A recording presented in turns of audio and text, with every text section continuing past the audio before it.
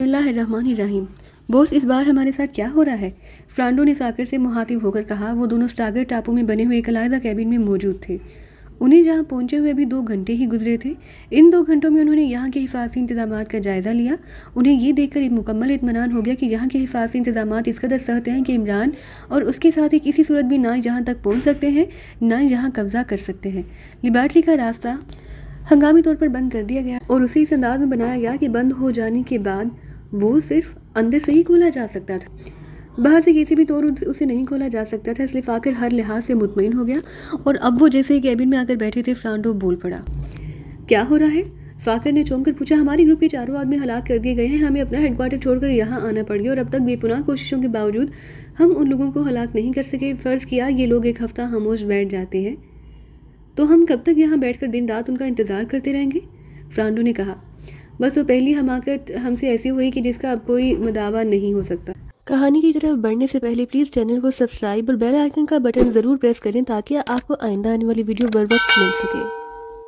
हमने उन पर काबू पा लिया, लेकिन उनकी किस्मत अच्छी थी कि वो बच गए, वरना हमने तो मैदान मान लिया था। उसे घबराने की ज़रूरत नहीं, ये बात जहन में रख लो कि उनसे हमारा टकराव यहीं इस टापू पर ही होगा। फाकर ने जवाब दिया। मुझे यकीन है बॉस कि ये लोग रेक्स क्लब पहुँचेंगे। Oh very bad, very bad, फ्रांडो ने यकलहत कहा और एक झटके से उठकर खड़ा हो गया। फाकर भी बेएहतियात चूक पड़ा। क्या हुआ? फाकर ने हैरान होकर पूछा। बॉस, मुझे भी ख्याल आया कि लिबर्टी रेक्स क्लब के नीचे है लिबर्टी की मशीनरी और वहाँ काम करने वाले अफराद को बहरहाल ताज़ा हवा चाहिए होती है। लिबर्टी के लिए ताज़ा हवा के रास्ते रेक्स क्लब में होंगे। अगर ऐसा है तो फिर तो वो इंतहाई आसानी से लिबर्टी तबाह कर देंगे और हम यहाँ बैठे उनकी राह तकते रह जाएंगे। फ्रांडो ने कहा। इत्मीनान से बैठो, तुम्हें अब ख्याल आया जबकि मैंने इस पर पहले ही गौर कर लिया था। ताज़ा हवा का कोई रास्ता क्लब में नहीं रखा गया। ताज़ा हवा जहाँ टापू से ही जाती है, यहाँ से बड़े बड़े खसूसी पाइप समंदर के अंदर से लिबर्टी और टापू तक मौजूद है, जिनके दहाने टापू के अंदर है और वहाँ इंतहाई ताकत और मशीनी नस्ब है जो ताज़ा हवा को खींच कर लिबर्टी तक पहुँचाती है। इसलिए बेफिक्र रहो, ऐसा कुछ नहीं होगा। फाकर ने जवाब दिया तो फ्रांडो सर हिलाता हुआ वापस कुर्सी पर बैठ गया। लेकिन इससे पहले कि मजीद कोई बात होती, एक फ़ौजी कैबिन में दाखिल हुआ। उसने फ़ौजी अंदाज में सलाम किया। सर, कोई ज़रूरत हो तो मुझे हुक्म दीजिए, मेरा नाम राजर है, फ़ौजी ने कहा। जहाँ फ़ोन है? यस सर, मैं ले आता हूँ। आप किसे फ़ोन करना चाहते हैं? फ्रांडो ने पूछा।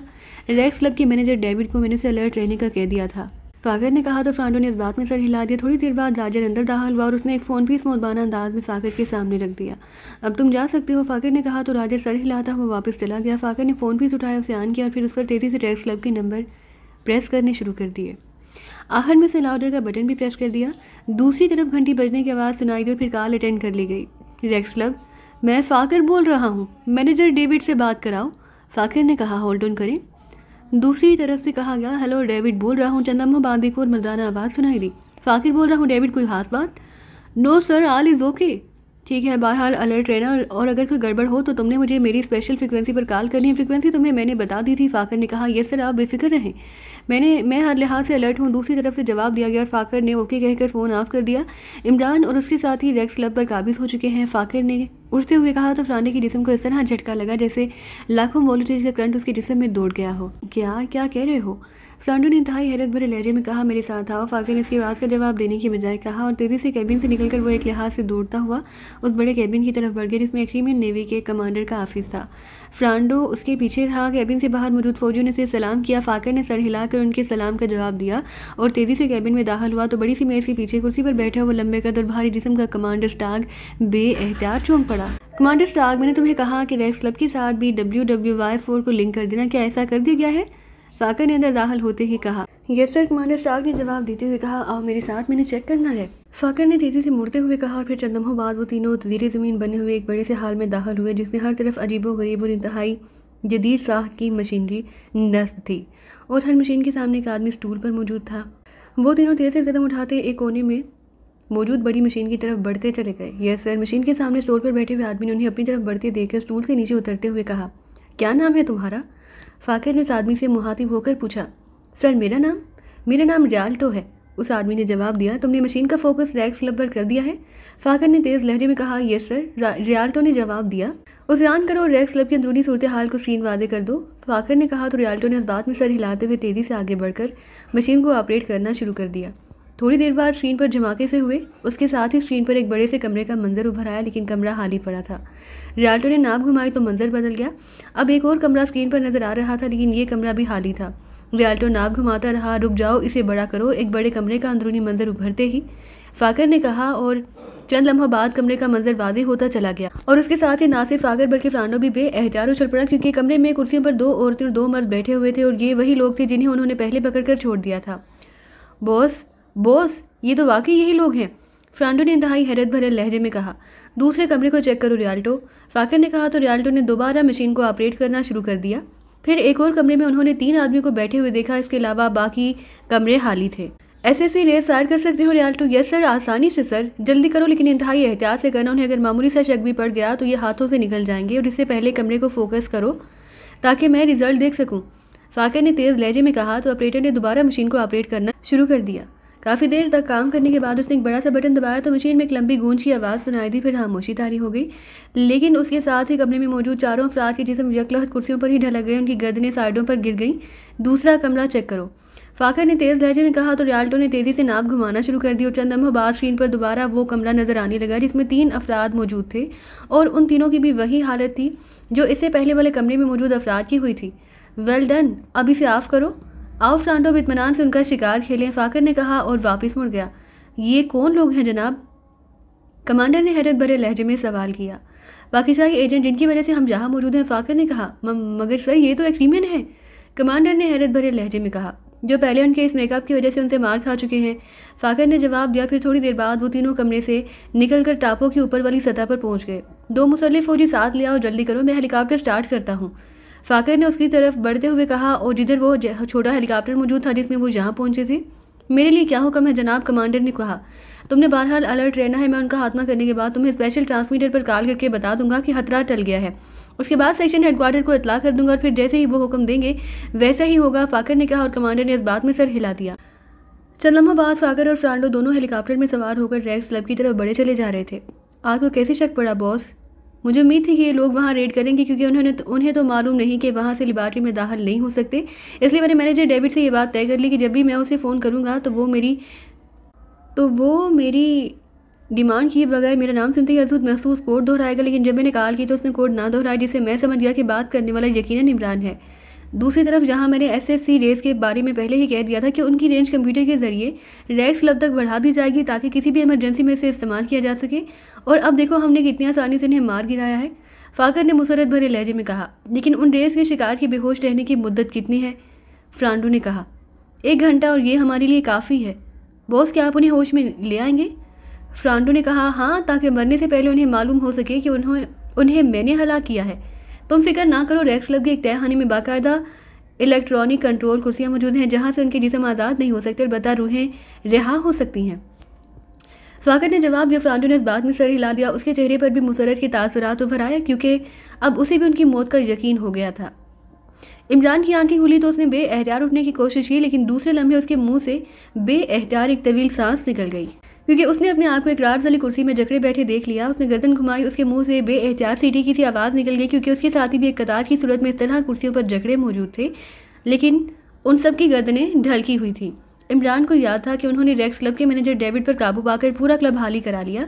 फिर डेविड भी अचानक हरकत करने पर तनवीर के हाथों मारा गया। उसके बाद उन्होंने सारे क्लब को चेक किया, लेकिन उन्हें कोई ऐसा खुफिया रास्ता ना मिल सका और ना ही कोई ऐसा पॉइंट कि जिससे वो लिबर्टी में दाखिल हो सकते। इसी चेकिंग के दौरान ये बड़ा हाल कमरा भी उन्होंने चेक कर लिया, जिसे टार्चिंग रूम के अंदाज में बनाया गया था। इमरान ने क्लब के फर्श को भी चेक किया, लेकिन उसे जल्द ही मालूम हो गया कि फर्श रेड ब्लॉक से तामीर शुदा है, इसलिए उस पर एटम बम भी मार दिया जाए तो भी उस पर कोई असर नहीं हो सकता। फिर तमाम चेकिंग के बाद इमरान, जूलिया, साले और सफदर के हमरा डेविड के ऑफिस में मौजूद था, जबकि बाकी साथी किसी दूसरे कमरे में थे। अब उन सबका मुत्तफिका फैसला था कि उन्हें अब हर सूरत में स्टागर टापू पर हमला करना चाहिए। अभी वो ये बातें करके मुख्तलिफ मंसूबे सोच रहे थे कि अचानक इमरान को यूँ महसूस हुआ जैसे उसके जिस्म में बिजली की ताकतवर लहरें सी दौड़ती चली गई हों। फिर इससे पहले कि उसका जहन संभल सकता, वो मुकम्मल तौर पर तारीख हो गया। अब उसे होश आया तो वो अपने साथियों समेत यहाँ कुर्सियों में जकड़ा हुआ मौजूद था। रेक्स क्लब पर तो उनका मुकम्मल कब्जा था और बाहर से कोई आदमी अंदर भी ना आया। इसके बावजूद उन सबका इस तरह बेहोश हो जाने का मतलब था कि उन पर एक बार फिर किसी जदीद तरीन हथियार से हमला किया गया है। उसने कुर्सियों की राड से जायजा लेना शुरू कर दिया, लेकिन चंद लम्हे गौर से देखने के बाद वो समझ गया कि ये राड्स इलेक्ट्रॉनिक कंट्रोल है, ना ही उनमें ऑन ऑफ का बटन है, ना उनका ताल्लुक किसी स्विच पैनल से है, बल्कि ये किसी मखसूस आले से खुलते और बंद होते हैं। क्योंकि राड्स की महसूस बनावट बता रही थी कि यह आम राड्स वाली कुर्सियाँ नहीं। उसने अपने जिस्म को हरकत देकर ऊंचा करने की कोशिश की, लेकिन ये राड्स हाथ से तंग थे। उन्हें इस अंदाज में बनाया गया कि इंसानी जिस्म की महसूस गहराइयों के साथ ही वो तंग हो जाते, इसलिए ऐसे राज जैसे जिस्म को बाहर निकालना किसी तरह भी मुमकिन ना था। इमरान ने बेएहतियात एक तवील सांस ली। वो ये सोच रहा था कि किस तरह वो किसी के आने से पहले उन डांट से छुटकारा हासिल करे, क्योंकि उसे मालूम था कि इस बार उनकी अदाकारी पर किसी ने यकीन नहीं करना। फिर इसके साथी भी एक एक करके होश में आने लग गए, तो इमरान समझ गया कि वो अपने साथियों से चंद लम्हे पहले इसलिए होश में आ गया कि बेहोश कर देने वाली गैस के असरार खत्म होने के करीब थे और उसकी महसूस ज़हनी वर्जिशों की वजह से वो पहले होश में आ गया है, जबकि उसके साथी अब एक एक करके होश में आ रहे थे और थोड़ी देर बाद वो सब होश में आ गए। ये सब क्या हो गया? ये किसने ऐसा किया? जूलिया ने हैरत भरे लहजे में पूछा। हम पर फिर किसी जदीद रेस का अटैक किया गया है, इमरान ने जवाब दिया। फिर इससे पहले कि मजीद कोई बात होती उस कमरे का दरवाज़ा खुला। दो आदमी आगे पीछे चलते हुए अंदर दाखिल हुए, तो इमरान ने बेएहतियात एक तवील सांस लिया, क्योंकि आने वाले फाकर और फ्रांडो थे। क्योंकि पहले भी उन्हें मेकअप के सिलसिले में चक्कर दे चुके थे, इसलिए वो उन्हें अच्छी तरह पहचानते थे। तुम्हें होश आ गया? फाकर ने इमरान की तरफ देखते हुए बड़े मुतमईन से लहजे में पूछा। तुमने हमें दोबारा पकड़ लिया, हालांकि पहले तो मुतमईन हो गए थे, इमरान ने यकीनन लहजे में कहा। तो फाकर बेएहतियात हंस पड़ा। हम पहले तुम्हारी उस बेदाग अदाकारी और तुम्हारे उस मेकअप के हाथों अच्छी तरह बेवकूफ़ बन चुके हैं, इसलिए अब मजीद अदाकारी की ज़रूरत नहीं रही। तुम लोगों ने जिस तरह हमारे ग्रुप के अफराद को गर्दनें तोड़कर हलाक किया, उसके बाद मेरा साथी फ्रांडो तो तुम्हें एक लम्हे की भी मोहलत देने के लिए तैयार ना था, लेकिन मैं चाहता था कि मरने से पहले तुम्हें मालूम हो सके कि तुम्हें किसके हाथों हलाक किया गया है। ये भी बता दूं कि ये कुर्सी इलेक्ट्रॉनिक कंट्रोल है, उनका ऑपरेशनल आला मेरी जेब में है, इसलिए तुम किसी सूरत भी सिचुएशन बदलने पर कादिर नहीं हो सकते। मैं तुम्हें ज़्यादा मोहलत भी नहीं दूंगा, फाकर ने कहा। चलो ठीक है, ये बात तो तुमने कबूल कर ली कि तुम जैसे टॉप एजेंट मेरे हाथों बेवकूफ़ बन सकते हैं। अब रह गई ये बात कि तुम हमारे साथ क्या सलूक करोगे, इसका भी इल्म हमें है, लेकिन एक हक हमारा भी है कि तुम हमें ये बता दो कि तुम हेलीकॉप्टर पर स्टागर टापू पर चले गए, फिर तुमने हमें रेक्स क्लब में कैसे बेहोश किया। इमरान ने इस बार अपने असल लहजे और आवाज़ में बात करते हुए कहा। तो तुम हो वो इमरान जिसकी जहानत और कारकर्दगी से दुनिया खौफजदा है। मेरा आइडिया था कि तुम ही हो सकते हो, क्योंकि तुम्हारा कदोकामत मखसूस है। बहरहाल बताने में कोई हर्ज नहीं, फाकर ने कहा, और उसने मैनेजर डेविड से तय होने वाली बातचीत से लेकर फ़ोन करने और मखसूस कोड ना मिलने की बिना पर उनकी यहाँ मौजूदगी, फिर टागर टापू पर मौजूद मखसूस मशीनरी से उनकी चेकिंग और फिर बेहोश कर देने वाली तमाम कार्रवाई तफसील से बता दी। ब्लैक थंडर की ये खूबी है कि उसके एजेंटों को इंतहाई जदीद तरीन इजादात इस्तेमाल करने के लिए मिल जाती हैं। उन जदीद तरीन इजादात की बिना पर वो अपने आप को टॉप एजेंट समझना शुरू कर देते हैं। हालांकि टॉप एजेंट मेरी नज़रों में वो हो सकता है जो अपनी जहानत और ज़ाती कारकर्दगी की बिना पर टॉप एजेंट बन सके, इमरान ने कहा। तो फाकर बेएहतियात हंस पड़ा। तुम्हारी ये जज्बाती बातें मुझ पर कोई असर नहीं करेंगी इमरान। अगर कोई और बात पूछनी हो तो पूछो, ताकि तुम्हें मुझसे शिकायत ना हो कि मैंने तुम्हें बगैर कुछ बताए हलाक कर दिया। फाकर ने हंसते हुए कहा। क्या तुमने हमारे बारे में सेक्शन हेडक्वार्टर को इतला दे दी है? इमरान ने कहा। तो फाकर चौंक पड़ा। नहीं, अलबत्ता तुम्हें हलाक करने के बाद इतला दूंगा। क्यों? फाकर ने कहा। कोई खास बात नहीं, वैसे ही पूछ रहा था, इमरान ने बड़े तंजिया अंदाज में मुस्कुराते हुए कहा। वो सब मजीद वक्त ज़ाया करने की क्या ज़रूरत है? अचानक साथ बैठे हुए फ्रांडो ने सख्त लहजे में कहा। तुम अभी टॉप एजेंट नहीं बन सके मिस्टर फ्रांडो, वरना फाकर टॉप एजेंट है, इसलिए वो जानता है कि वो वक्त ज़ाया नहीं कर रहा बल्कि कुछ हासिल कर रहा है, इमरान ने फ्रांडो से कहा। तो फाकर बेएहतियात चौंक पड़ा। फ्रांडो, इत्मीनान से बैठो, मुझे मालूम है कि ये लोग क्यों ऐसी बातें कर रहे हैं। उनका ख्याल है कि ये वक्त लेकर सिचुएशन तब्दील कर लेंगे, लेकिन मुझे मालूम है कि ऐसा नहीं हो सकता, इसलिए जल्दी की ज़रूरत नहीं, फाकर ने फ्रांडो से मुहातिब होकर कहा। तो फ्रांडो ने होंठ भींच लिए। हाँ, तो तुम्हारा ख्याल था कि तुम्हें हलाक करने से पहले मुझे सेक्शन हेडक्वार्टर को इतला देनी चाहिए, फाकर ने कहा। इसलिए मिस्टर फाकर के सेक्शन हेडक्वार्टर ने हमारी लाशों को किसी तरह भी तस्लीम नहीं करना। जिस तरह तुम हमारे मेकअप वाश नहीं कर सके, इसी तरह तुम्हारा सेक्शन हेडक्वार्टर भी जो चाहे कर ले, ये मेकअप वाश नहीं हो सकेंगे। इसलिए मेरा ख्याल है कि तुमने हमें इसलिए बेहोशी के दौरान हलाक नहीं किया कि तुम हमारे बारे में अपने सेक्शन हेडक्वार्टर को इतला दे चुकी होगी, और फिर वो लोग हमसे बातें करके इत्मीनान कर लेंगे कि वाकई तुमने दुरुस्त आदमी पर हाथ डाला, लेकिन शायद तुम्हारे जहन में ये ख्याल ही नहीं आया, इमरान ने कहा। तो फाकर ने एक तवील सांस लिया। मुझे इतराफ़ है कि मेरे जहन में ये ख्याल नहीं आया। वाकई ऐसा होगा, लेकिन मसला ये है कि सेक्शन हेडक्वार्टर से कोई आदमी यहाँ नहीं आ सकता, ना तुम्हें सेक्शन हेडक्वार्टर भिजवाया जा सकता है। ज़्यादा से ज़्यादा वो लोग तुम्हारी लाशें मंगवा सकते हो, न जाने तुमने किस किस्म का मेकअप कर रखा है कि वाकई वो किसी सूरत वाश नहीं हो सकता, इसलिए वाकई उन्होंने हमारी बात का यकीन नहीं करना, फाकर ने इस बार कदरे तशवीश भरे लहजे में कहा। अगर तुम चाहो तो मैं तुम्हें उसे वाश करने का आसान तरीका बता सकता हूँ, इमरान ने मुस्कुराते हुए कहा। तो फाकर बेइख्तियार चौंक पड़ा। इसके बदले में तुम क्या चाहोगी? क्या अपनी ज़िंदगी? फाकर ने पूछा। ओ नहीं, ज़िंदगी और मौत अल्लाह का मालिक तो अल्लाह ताला है, तुम नहीं हो। तुम तो अपनी ज़िंदगी पर भी एहतियार नहीं, इसलिए तुम किसी दूसरे की ज़िंदगी कैसे दे सकते हो? इमरान ने कहा, तो फिर क्या चाहोगे? तुम टॉप एजेंट हो और तुम्हारा ये मिस्टर फ्रांडो भी यकीनन सेकंड टॉप एजेंट होगा, और टॉप एजेंटों के बारे में सुना गया है कि टॉप एजेंट मार्शल आर्ट के माहिर होते हैं। क्या वाकई ऐसा होता है? इमरान ने कहा, हाँ तुमने दुरुस्त सुना है, लेकिन अगर तुम्हारा ख्याल है कि मैं तुमसे मार्शल आर्ट का मुकाबला करूँगा तो ये जहन से निकाल दो कि तुम्हें मैं किसी सूरत भी रहा करने का रिस्क नहीं ले सकता, चाहे बाद में कुछ भी हो जाए। फाकर ने कहा, मैं अपनी बात नहीं कर रहा, मुझे तो मार्शल आर्ट में महारत तो एक तरफ सिरे से आर्ट ही नहीं आता। मैं सिर्फ एक शर्त पर तुम्हें ये नुस्खा बता सकता हूँ कि तुम या तुम्हारा ये फ्रांडो हमारी उन दोनों औरतों में से किसी एक से मुकाबला करे। अगर तुम उसे शिकस्त दे दो तो मैं तुम्हें नुस्खा बता दूंगा। इमरान ने कहा, तुम्हारा मकसद है कि तुम्हारा कोई साथी बहरहाल इस कुर्सी से निजात हासिल कर ले, फिर वो सिचुएशन कंट्रोल कर लेगा। फाकर ने कहा, बॉस आप मुझे इजाज़त दें, मैं अभी चंद लम्हों में उनकी रूह से भी असल नुस्खा उगलवा लूँगा। फ्रांडो ने कहा, और अगर ना उगलवा सके और ये हलाक हो गया तो फिर? उस इमरान की बात वाकई गौर तलब है। अगर उनके मेकअप वाश ना हुए और ये हलाक हो गए तो किसने हमारी बात पर यकीन करना है? फाकर ने कहा, मैं इसे मरने नहीं दूंगा। फ्रांडो ने कहा, इमरान तुम्हारे अलावा तुम्हारे साथियों को भी इस नुस्खे का इल्म है? फाकर ने कहा, हाँ सबको इल्म है। मैं फ़ानी इंसान हूँ, अगर मैं मर जाऊँ तो इसका ये मतलब नहीं कि ये हमेशा हमेशा के लिए इसी मेकअप में रहेंगे। इमरान ने मुस्कुराते हुए जवाब दिया। वो समझ गया कि अगर उसने नहीं कह दिया तो वो अभी उसके सारे साथियों को हलाक कर देगा। फ्रांडो तुम्हें इजाज़त है कि किसी से भी ये नुस्खा मालूम कर लो। फाकर ने फ्रांडो से कहा,